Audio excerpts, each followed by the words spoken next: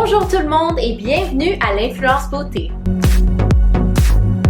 Je m'appelle Stéphanie Pépin, merci d'être à l'écoute aujourd'hui. Lors du dernier épisode, je vous ai parlé de votre fil d'actualité et votre journal de Facebook. Aujourd'hui, nous allons terminer notre introduction à Facebook pour les utilisatrices en herbe en 5 parties avec ce dernier chapitre, la différence entre un profil, une page professionnelle et un groupe Facebook. Êtes-vous prêts? Moi oui. Alors c'est parti! Quand on parle de profil personnel Facebook, le mot personnel dit tout. En effet, votre profil personnel reflète votre histoire et votre vie personnelle. Il comporte des renseignements sur vous, l'école que vous avez fréquentée, votre âge, vos films préférés, votre lieu de travail, etc.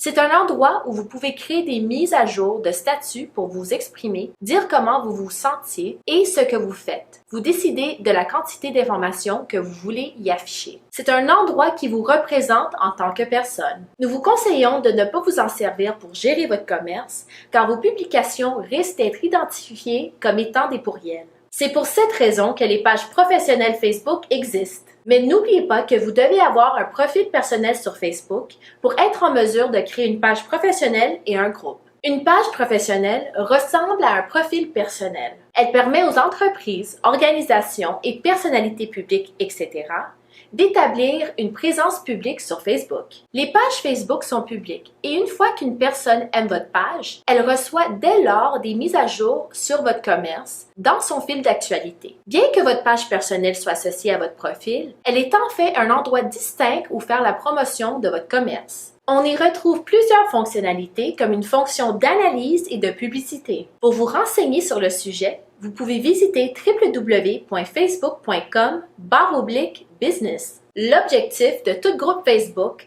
est de réunir des gens qui partagent des intérêts et des points de vue communs. Vous pouvez créer des groupes pour garder le contact avec votre équipe et votre clientèle. Les groupes que vous créez peuvent appartenir à 3 catégories de confidentialité. Ils peuvent être publics, c'est-à-dire que n'importe qui peut s'y joindre. Ils peuvent nécessiter l'approbation de l'administratrice ou être entièrement privés, ce qui signifie qu'une invitation est requise pour s'y joindre. À l'opposé des pages professionnelles, les groupes Facebook sont parfaits pour les discussions. Comprendre ces différences vous aidera à cheminer sur Facebook. J'ai hâte au prochain épisode qui nous donnera un coup d'envoi d'une série en 5 parties intitulée Introduction Instagram pour les utilisatrices en herbe. En commençant avec la première partie, créer un profil.